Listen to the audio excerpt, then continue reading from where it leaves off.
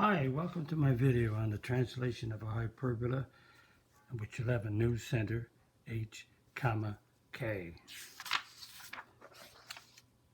Translating a hyperbola by h, comma, k, and this is the new center, which means whatever these numbers are, it will be moved from the center 0, 0. If h is positive, we move to the right. If h is negative, move to the left. If k is positive, moves up. K is negative and move down from the 0, 0. So this is the original, or the basic one, where the center is 0, 0. X is 0, y is 0. And it has transverse axis is the x-axis, or the axis of intercepts. And the negative is with the y, so it has no axis. Y is not an axis of intercept. So it's moved by x minus h all squared, y minus k all squared, and it's to stretch the a squared, b squared. I'm going to keep them the same. So here we go. Let's look at this example. This is an x squared and a y squared, plus on the x, minus on the y. So that means we have the x axis, or the horizontal axis is the axis of intercept. But besides that, let's look at the center. Opposite of negative 1 is 1. Opposite of a plus 2 is a minus 2. So that's the new center. Is shifted 0, 0 is shifted 1 right and 2 down. So a squared is the 16 and b squared is the 9. A squared goes with the x, so a is plus or minus the square root of 16, which is 4. B is plus or minus the square root of 9, which is 3. And the transverse axis is with the plus, and that means the transverse axis, or the axis of intercept, is the horizontal axis. Horizontal axis. And the conjugate axis is less horizontal than this one is vertical. And the horizontal axis is because the x is positive, and the converse axis is vertical because the y is negative. And the center, just to repeat, the center is 1, negative 2. So the vertices are established by adding on, since we have a horizontal axis of intercept, we will add the 4 and subtract the 4 from the x value of the center. So we have 1 and we have 1, so we'll add on 4 and we'll subtract 4 from the x coordinate, and we won't change the negative 2. So this is a 5, negative 2. And this one is negative 3, negative 2. So we'll call this one F1. We'll call this, F1, that's foci.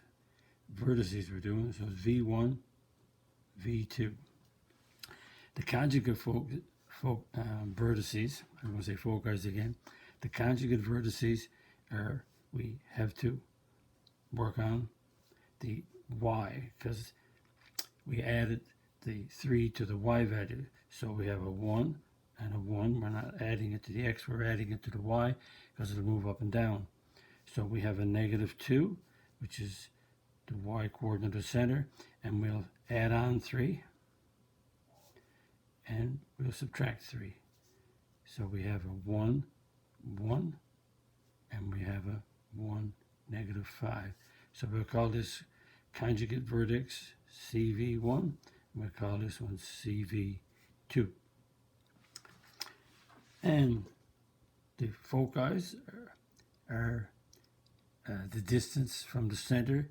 We have to use C is the distance that is from the center. So C squared is equal to A squared plus B squared. So A squared is 16. B squared is the 9. C squared is 25. So C is plus or minus 5. So the foci distance from the center is plus or minus 5. 5 to the right, 5 to the left. The foci are on the horizontal axis, the same as the vertices. So the foci is, here we go, n is added to the x, so we got 1, 1. So we add on 5, and we subtract 5 from the x, and the y coordinate is not changing because we're moving to the left and right. So we have a 6, -2, and we have -4, -2. So this is their foci, so we call this one F1 and F2. That's only just for, I'm saying F1, F2 to classify them when I draw the diagram. And the asymptotes is y minus k is plus or minus b over a with an x minus h. So because we have a center of 1, -2, that means the opposite of -2 is a +2, and the opposite of 1 is -1. And if you notice, we took this one and we got his opposite to get 1, so to reverse it, we had to put an x minus, so whatever is right here goes right here, and whatever is right here goes here, because this is the point slope form, and this is the slope, and the point is h comma k. So plus or minus b is 3, and a is 4, so that's the asymptote. So one asymptote is y plus 2 equals 3/4 of x minus 1, and the other asymptote is y plus 2 is the negative of 3/4 x minus 1. So that's the asymptotes, and PF1 minus PF2 is equal to, because it's horizontal, that's going to be a 2a. So a comes out to be 4, we keep it positive, so this PF1 minus PF2 is equal to 8. So let's draw a picture of all of this. So we have a center of 1, -2. So the center is x is 1, y is -2, right there. So we'll do C for center. Now we do a vertex of 5, -2. So we move it over. Remember, we're adding on 4, so we moved it 4 places. There it is there. That's V1. And now we move it 4 to the left. We go to -3, -2. So 1, 2, 3, 4. And that's the other vertex. So V1, V2. And the conjugate vertices are at 1, 1. So that means we're going, remember we went up and down 3 from the center. So we go up 3, we get this one, which is 1, 1. So this is CV1. And we go down 3, we get to right here, which is 1, -5. So that's CV2. And what happens now, to get the foci, so because I have the 4 and the 3, we have, if you want, we establish corners, and the corners is based on the furthest point. So if I go right here, and I go here, I'm setting up a rectangle, but this is the furthest on the left, this is the furthest on the right, and this is the furthest up and down. So there's the corners of the rectangle. So if I draw this dotted line, because the dotted line, these are not a part of the graph. I'll draw the hyperbola coming up shortly. So what happens, the asymptotes are, if I look at the asymptote before I look at the foci, the asymptotes is, the point is 1, -2 with a 3/4. So if we take the center and you go up 3, right 4, you get this one. If you go up 3, left 4, you get this one. If you go down 3, right 4, you get this one. If you go from the center, you go down 3, left 4, you get this one. So one of the asymptotes is going through the corners of the rectangle, passing through the middle. So this is the one, that's y plus 2 is 3/4 x minus 1. So notice the center, the point is 1, -2 here, and the slope is rise 3, run 4. Rise 3, run 4, you get that corner. And if you go from here, you go down 3 was negative, and to the left is negative, you'd be on the same line. And the other asymptote is to rise, which is this one. From this center, up 1, negative 2, you rise 3 and go left 4. So you go there. Or you go down 3, which is negative, to the right, which is positive. You get this one. So the other asymptote passes through the center of 1, negative 2. So this equation is y plus 2 equals negative 3/4 x minus 1. And the foci are on this transverse axis. Transverse axis is horizontal, so the vertices on that transverse axis, and the foci are 6, negative 2. So if you leave here, it's 5 units out, because this is 5. So if you leave 5, you go 1, 2, 3, 4. So this is the foci 1. And if you leave here and go 5 this way, you go to right here. So that's foci 2. So notice you go 5. 1, 2, 3, 4, 5. The foci are further than the vertices. Now the hyperbola cuts through the vertex and tapers towards the asymptotes like this. So that's one side going through this vertex, and the other one goes through this vertex. Remember, the axis of intercept is the horizontal. So you leave the vertex and go out like this. You leave the vertex and go out like this.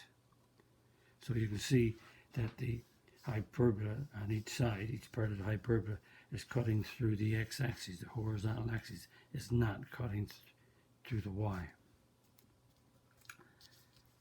And we have everything done. So let's look at another one. Translate the hyperbola by h comma k. This time we have the standard form switched around. So we got the y first, which is positive, and the x is negative. So it has it does not cut the x-axis, or does not cut the horizontal, because it's negative. So the axis of intercept this time is the y-axis, which means the parabola will go up and down.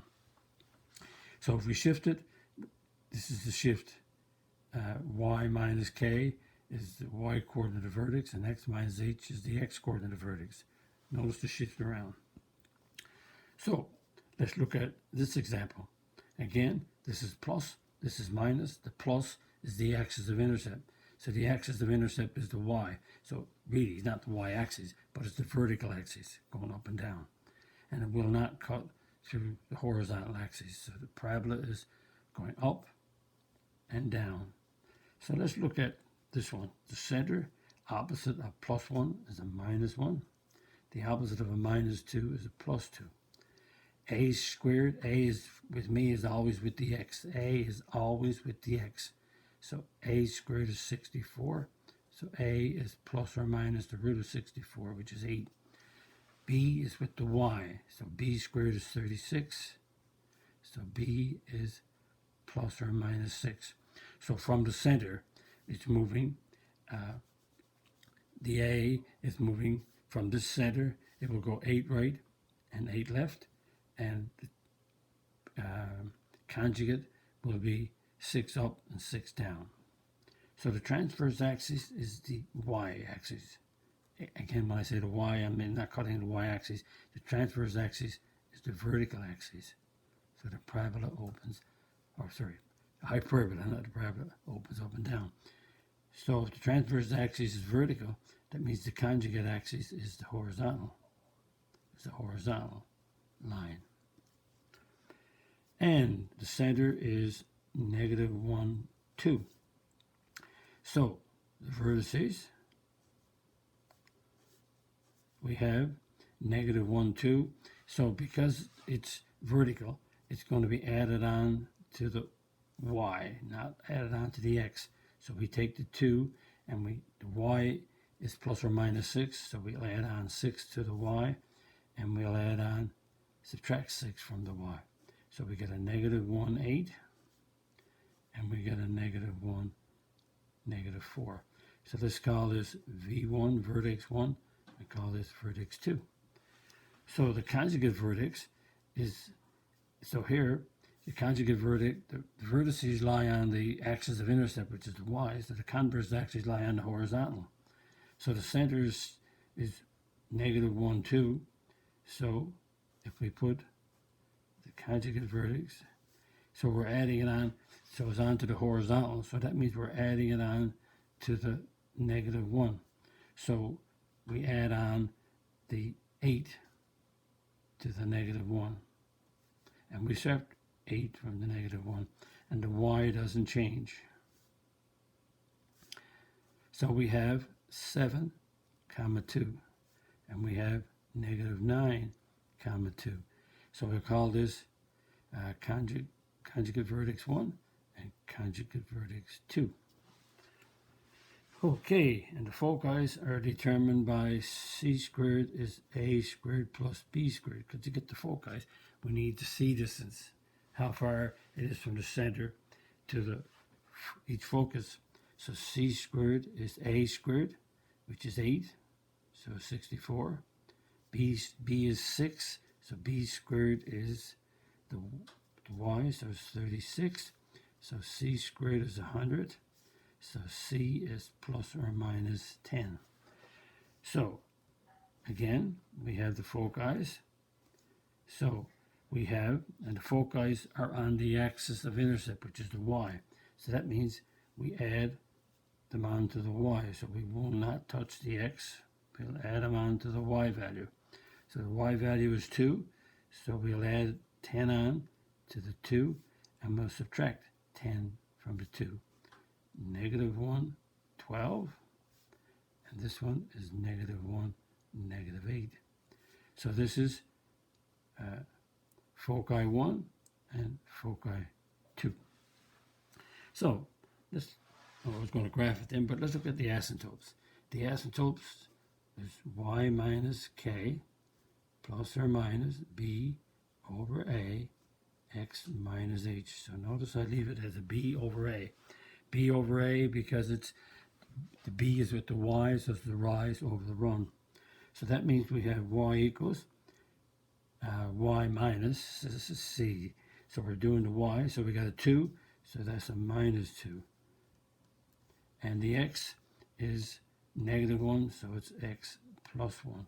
So this binomial here and here should be the same as the equation. So this is y minus 2, y minus 2. X plus 1, x plus 1. And b is 6. A is 8. So that means most times we will reduce the fraction to make it simpler. So the rise is 6, the run is 8. So that's the same as having a rise of 3 and a run of 4. Only thing when you use this equation to get, you got to go rise 3, run 4, rise 3, run 4 again, rise 3, run 4. So it's just reducing it, but it's the same.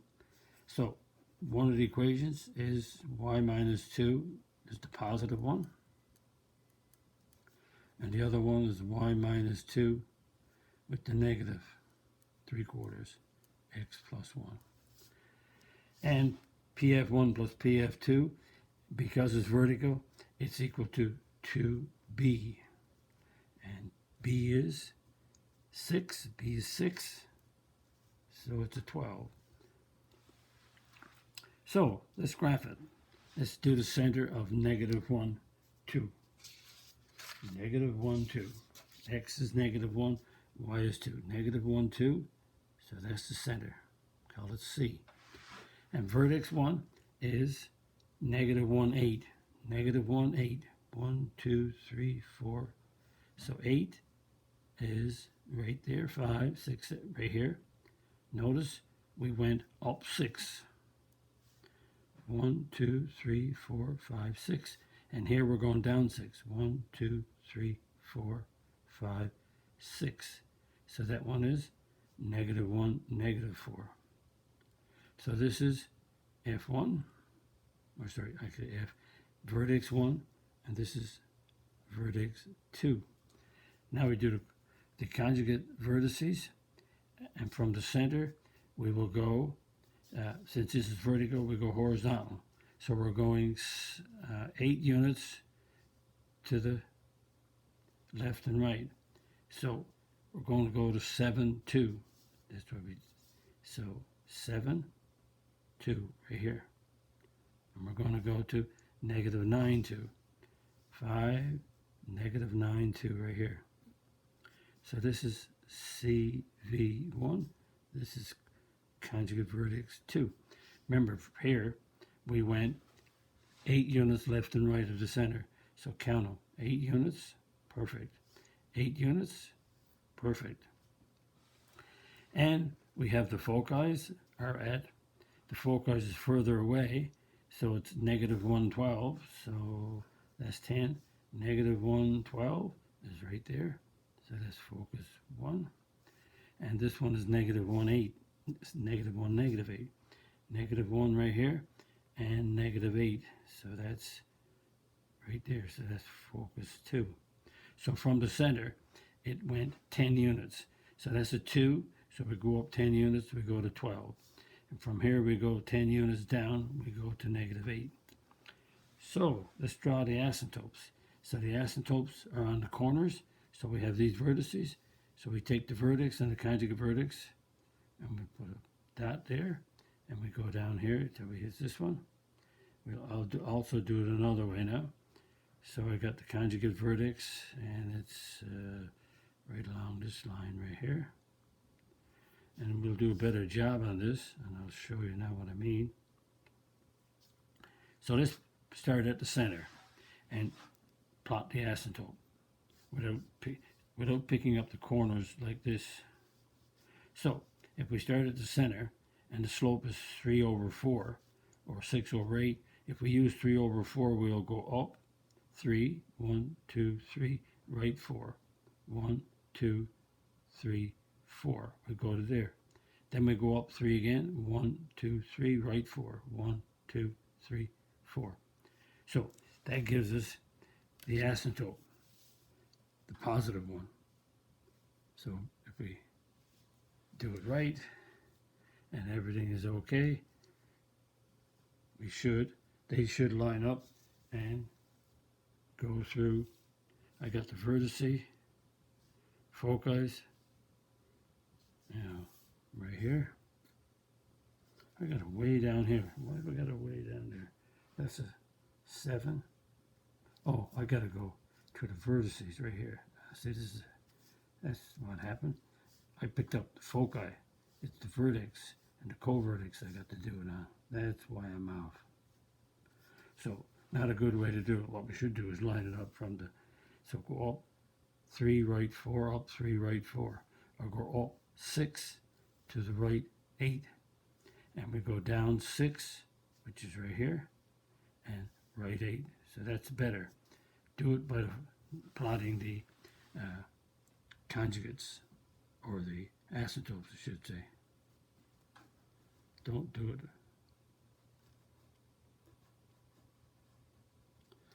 So this one is y minus 2 3/4 of x plus 1. And we'll do this one. We'll rise